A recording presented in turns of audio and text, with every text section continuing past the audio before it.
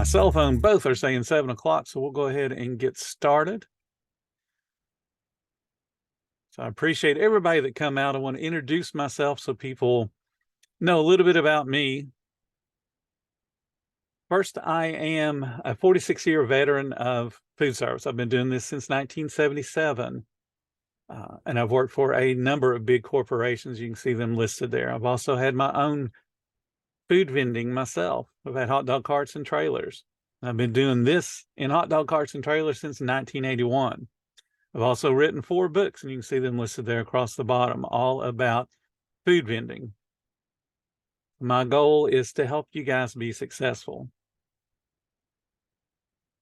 So in Food Truck 101, that's the book, the orange book that you just saw.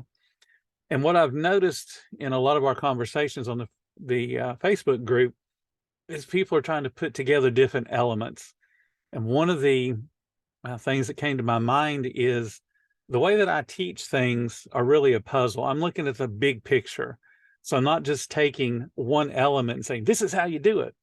I'm looking at the whole picture and telling you, when you take this element and do it in this way, it's going to mate up with all the other elements and create a really cohesive picture. So what I'm going to do is go through the 8 most important things that a food truck owner needs to know about and needs to, at some point, become an expert on. So the first one is going to be the legal side of things. Now, the very first question when somebody comes up to me and says, hey, I want to be a food truck owner, what do I need to do? The very first thing I ask them is why. And I want you guys, if you're willing, to share your why. So anybody can just unmute themselves and start the conversation. Tell me why you want to be a food truck owner. What is it about this business that makes you want to do it? Because it's not glamorous. You're probably not going to become a millionaire unless you really, really work hard. So what is it? Why do you want a food truck? Why do you want a food trailer? Why do you want a hot dog cart? Like I said, just there we go. This is Hey, Randy. hey, Randy, how are you? Doing well, thank you. Thank you for taking the time to do this for us. I appreciate it. You're welcome. So let me hear your why. What's got you motivated to do this business? So myself, my wife, for many years, we have done home catering parties. My wife, she's an Italian woman. And we, as well as Danielle, we are doing pizza, Neapolitan pizza. We are doing wood fire, however. That's awesome. Thank you. And good luck with your venture, Danielle. I hope you do really well in North Dakota. Oh, South Dakota, but thank you very, very much. I'm glad to hear that somebody else is doing pizza. And I think I'm going to bug you with questions and advice. Well, I would love to be able to help you out as much as I can. And again, I'm hoping that we can all learn something today. Absolutely. So, yeah, anyway, so I'm a retired contractor of 40 years. I did water well drilling, actually, but always been, food's always been in our heart. I've worked for the last 3 years of developing a great Neapolitan dough. And everybody that we've ever catered for, you know, around our home has always said, you guys really need to do this on the road, or, you need to start a brick and mortar, or you need to do this and that. And I agree. I really think that what we have to offer is something that, is just not out there on a regular basis. Everybody's doing tacos and hamburgers and barbecue, and it's just, neat to have something different. It's not been easy. We've just gotten started, and living in the beautiful state of California, as you probably know, Danielle, it's not a very easy state to get things rolling. Absolutely not. I have tried myself to see whether it would have been a good option here. And I was like, you know what? I'm just gonna do it in South Dakota. Yeah, well, yeah, it's probably a very smart idea. I know myself, and my wife, we travel the United States. To be honest with you, there's not a lot of good pizza out there. I mean, there is pizza out there, but so many places that we have shown up, um, we're really disappointed. And you know, my wife and myself, we think, you know, if we end up leaving California, almost anywhere we go, I think we would be very successful. I would like to try to make it a go here, but you know, again, it's really a difficult state. Well, thank you so much for sharing. I love that we've had 2 pizza folks tonight back to back. That's amazing. Typically, we don't have a lot of pizza, but I'm so glad to hear you guys with pizza. That's my wife's favorite thing to sell. If we could afford a big enough generator, we'd have a pizza truck right now. Mm. If they are power hogs, any kind of a convection oven, because she Mhm. ran a pizza place for a number of years. So thank you so much for sharing. I'm going to go ahead and continue on the presentation here. Yeah, I'll go ahead and thank you. Thank you. Okay. We talked about a why. The why has got to be your driving force, because I promise you at some point, there's going to be a little bit of a road bump. There's going to be a hiccup. It will not be smooth sailing. And you're going to have to rely on that why. Why did I get into this business, to push you through those difficulties? So when I talk to folks and I ask them, why did you want to get into this business? And they tell me whatever their motivation was, I'm going to remember that and then talk to them about it when they're telling me, Bill, I've got a problem and I just think I'm going to quit. And then I'll tell them, remember when we first spoke, you talked about paying for college for your child. You talked about something that was so important to you that you decided having a food truck was the only thing that could make your life better. So if you have a little hiccup, you need to have that motivation behind you. It's going to be that hand at your back to get you through whatever little hiccup that you have, because there's going to be hiccups. There's going to be challenges.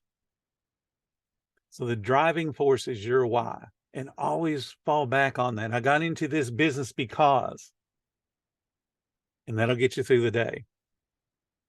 And it doesn't have to be anything earth shattering. It could be just as simple as, I want to just share my food. That's awesome. Feed people's bellies and give them a good reason to come back and see you tomorrow. That's a great reason to be in business, but it's got to be the thing that gets you through those tough times. So the legalities is what we're talking about today. And I'm going to start with the one that everyone asks, and we see this on the group all the time. And remember, I don't mind when people ask us 27 times, how do I get started? Because that's what we're here for, to teach people how to get into business. What you want to do, go to the government websites. You don't want to look up how to start a food truck, because typically the first thing that comes up when you Google how to start a food truck is going to be a whole bunch of places trying to sell you something, whether it's trying to sell you the paperwork side of it or sell you a food truck or a food trailer. It's going to be trying to sell you something. What you're looking for is information. You want to know how to start the business. You want to know what the steps are. Most, and I'm going to say most states, when you look up the question of how to start a food truck in, and then follow that up with your state, you're going to find a state website. It may be the 4th or 5th line down, but you're going to find it. You want to go to that particular website. Ignore people trying to sell you something. Ignore the food truck builders who say, we have all the rules and regulations, come check us out, because they don't. And I can say that with confidence, because they're going to sell you a trailer and they're going to tell you, we build them to your specs. They're building them to the generic specs that the FDA puts out. And then if you sign the contract, they may or may not call up the health department to see if your particular health department has something peculiar. So you have to be the expert. You can't depend on anybody else. Go to the government websites. When you look it up, most likely they're going to have a checklist for you that not only tells you what you're going to need to start the food truck, but it's also going to tell you all the other things you may need for that food business. Florida makes it pretty easy. Florida gives you a little checklist that tells you you will need these things. Now, they get a little vague in a couple of areas and get a little confusing because we have 3 different agencies that can give you a food license. And that's where people get a little confused because they don't know which one they need. That's why we're here. We can help answer the questions. But look at government sites. Look at the official sites, And you want to do it for the state, the county, and the city levels. Because there is a bunch of people that want to get their hands into your pocket through some type of license or permit.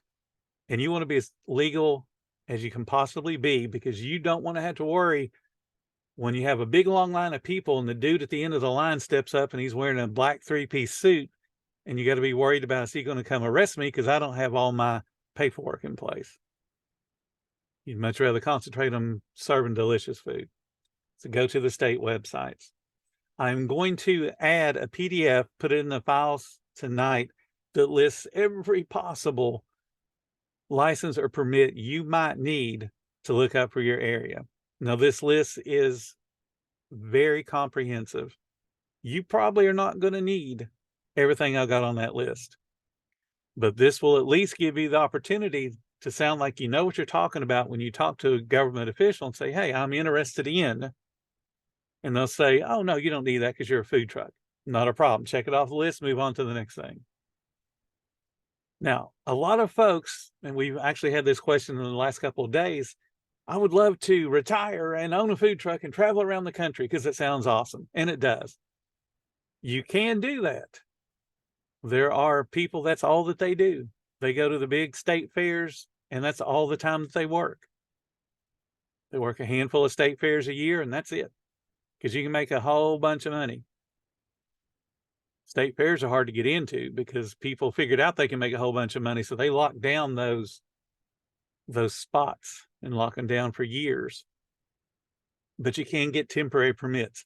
A temporary permit is much easier to get than a full annual permit. The threshold of requirements is much lower.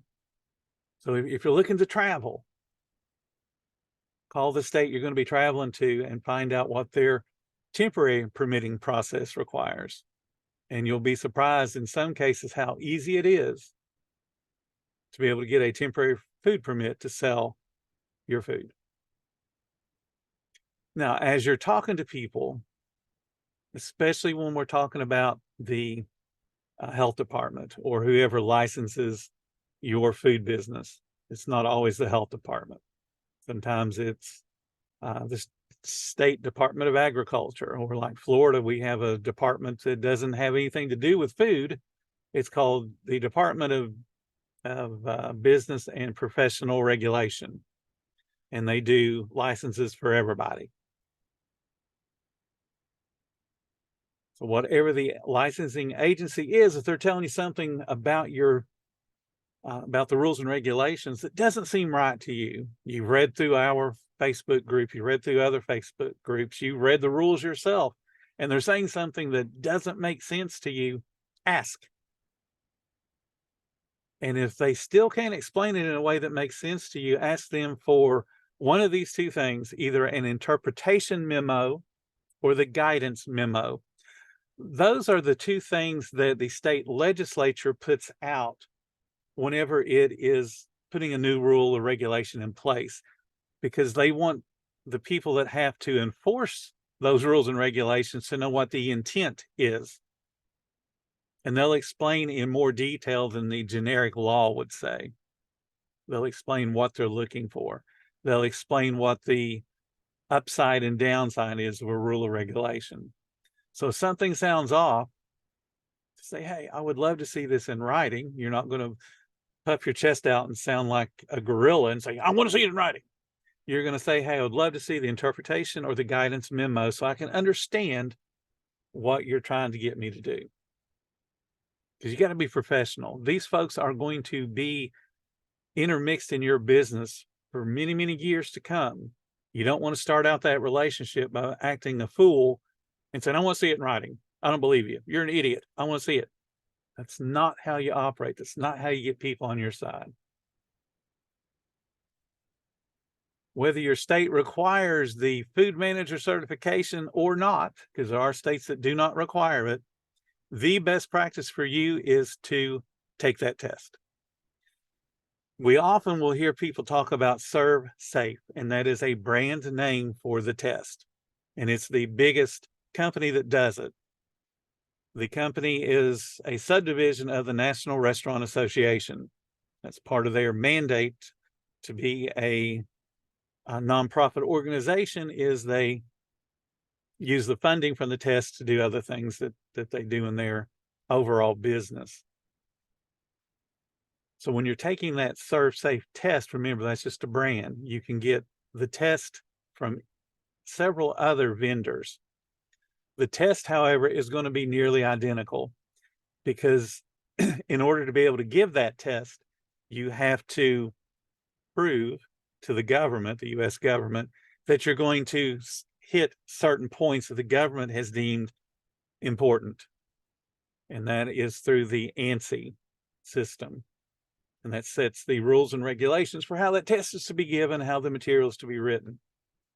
So no matter which test you go take, it's going to be equally difficult or equally easy, depending upon if you study or not. So the biggest point of difference is going to be the price. If you do Serve Safe, it is the most expensive.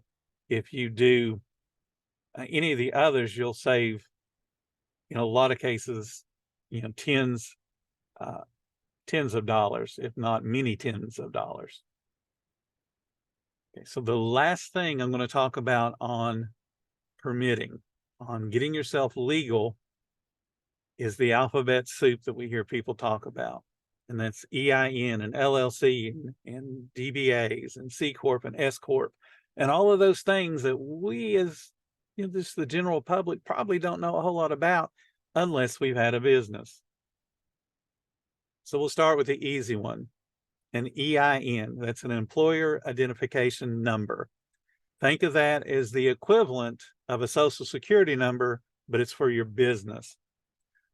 Why that is important is it starts to differentiate you, the person, from you, the business. And that becomes really important if you grow to be a really good sized business and you're making good money. You're going to find yourself being sued. One of my millionaire friends tells me, Bill, I knew I'd made it when I started being sued. And he has been in court off and on for the last 27 years. And he's been a millionaire all of those 27 years. Once people know you're successful, they want to get a piece of that action in any way that they can. So the EIN starts to separate you, the person, from you, the business. You don't have to have it. You can certainly operate off of your social security number. But the first step, again, in having an official business, EIN, you need one. It's free. Don't pay anybody to do it for you. You can do it on the IRS website. It'll take you maybe 10 minutes, and they will give you that number immediately. So if somebody's saying, hey, I'll give it to you for the low price of $50, they're ripping you off, because it is free. LLC, that stands for Limited Liability Corporation or Limited Liability Company. That is an entity that is at the state level. People get really, really confused because they think it's a tax status from the IRS. The IRS is federal. LLCs are always state level. What an LLC does is it creates that completely separate entity from you. That entity will be joined with that EIN number. So essentially, an LLC becomes your child. It is a different entity than you. So if you were to get sued, they are suing that entity as opposed to suing you, the person. That becomes very important, again, if you start to make a whole bunch of money. You don't want people to be able to take it away from you personally. You only want them to sue the business. Now, an LLC, like I said, is at the state level. That means there are 50 different ways to set one up. Each state does it slightly different. Each state has certain paperwork fulfillments that have to be done either annually or twice, every other year. It depends on your state, and the prices can be a little teeny tiny bit to a big bunch. And this is all going to the state. If you involve an attorney or you involve like LegalZoom or one of those other internet businesses to help you file the paperwork, you can certainly do that, but you can do it yourself. And for the most part, I've not seen one that was overly complicated. It's just a matter of filling in the blanks on a state website and then paying them the money. And then in a week or 10 days or even 2 weeks, they send you the information and say you're a legal LLC. Now, your responsibilities don't end there. You'll have to file paperwork again, either every year, every other year. You'll have to do other paperwork related activities based on your state. So it's up to you to understand what those are. Typically, the Secretary of State for your particular state will have information about an LLC. It could be your Department of Revenue, but some official entity within your state government will have all the information pertaining to your state's LLC. It's up to you to learn it. Because here's the downside. The reason that people, if you look on the webs, on our Facebook group rather, they'll have a question that says, should I do an LLC? Or what should I do to protect myself? And everybody's going to say, get an LLC, get an LLC, get an LLC. And they'll always follow that up with, because that'll protect you. But then they leave out the most important part, how you lose that protection. Because it's very simple to lose a protection. If somebody is going to sue you, they're going to try to sue everything. Okay, so they're going to sue the LLC, they're going to sue you personally, they're going to sue your suppliers, they're going to sue the guy that owns the property you're sitting on, they're going to sue everybody. And then the judge is going to say, well, no, it's not the property owner's fault. He didn't cook the food. Nope, it's not the distributor's fault. They didn't cook the food.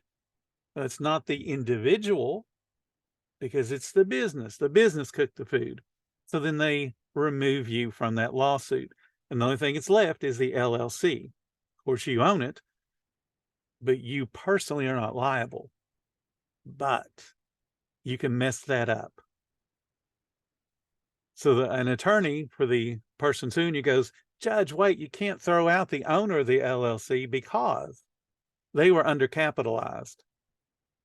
They put personal money into the business all the time to keep it afloat. If they didn't put their personal money into the business to keep it afloat, the business wouldn't have been in the position to cook this food and make my client sick. So one of the ways that they pierce the veil of protection of an LLC is prove that you were undercapitalized. They prove that you commingle money. You put your personal money into the business, you take the business money to pay your house payment. And you don't have that paperwork trail that shows you were taking a owner's draw or even getting a paycheck from your business. Lawyers can pierce the veil of protection pretty easy when it's a small business owner, because small business owners wear too many caps. And sometimes they forget, because it's all their money. And sometimes they forget that paperwork trail. So understand what you're getting yourself into. That's why whenever I answer a question about LLCs, I tell people to talk to an attorney. And you're going to talk to them about your specific financial needs and the needs of, or the requirements rather, of the state. You don't want to ask that attorney, or you don't want to ask on a Facebook group and get legal advice, because that never ends well. Okay, doing business as. That's another little paperwork trail creation. What that does is you could have an LLC that says Bill's Restaurant, and then the doing business as would be Bill's Food Truck. So it's just the paperwork trail that connects the business to the owner of the business. It could be as simple as your name. being a sole proprietor, and you just file everything under your social security number. But your food truck isn't Bill Moore. Your food truck has a name. So you'll have to file that fictitious name or doing business as piece of paperwork that says food truck. Bill's food truck is owned by Bill Moore, and it creates that paperwork trail. That's all a doing business as piece of paperwork is, just creating a paperwork trail.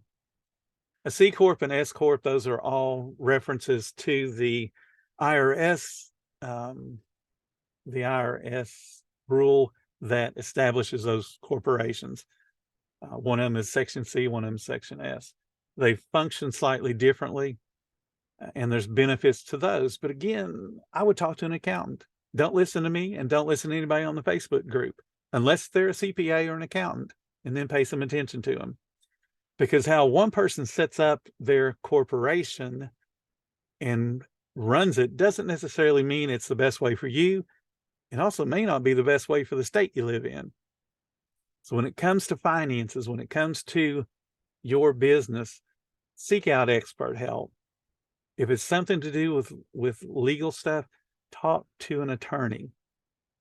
If it's something to do with accounting, talk to an accountant. Now, you don't always have to have an accountant in your payroll or on your payroll, but you need to have an accountant from time to time. When I started doing this business way back in 1981, my mom was vice president of a bank. She had a degree in accounting. She knew how to do accounting, and she taught me how to account for my business. And she taught me how to do it. So as I grew up in this business, I was doing my own paperwork, but I had my mom to depend on the first 20-some years I was doing this business. Actually, exactly 20 years. My mom passed away in 2001. No, 2002. So I had her for 20 years looking over my shoulder to make sure I was doing things right. So I'm pretty confident that when I do something, as far as accounting goes, I got a pretty good grasp on it. But would I take my advice all the time to one of you guys? Nope. You want to do it from somebody in your state. Because what I have to deal with in Florida is way different than what you have to deal with in other states. For example, we don't have income tax down here. So I don't have to worry about filing any kind of income tax papers in Florida. But other states do have income tax. There are cities that have income tax. When I worked in Ohio, Ironton, Ohio, way back in the day, had income tax. And I didn't even live in Ohio. I lived in Kentucky, drove over the bridge into Ironton and had to pay state tax to Ohio as well as the city tax to Ohio. So that is the legal side. Look up official names. Look up the state official websites, the city official websites. Ask the questions. Write down everything you can think of. The book, I've got, I don't know, maybe 20, 25 questions to ask the health department. The idea is that you go in and get information, because that'll make your life a whole bunch easier when you actually get out there on the road and start selling, because you'll have a lot more confidence.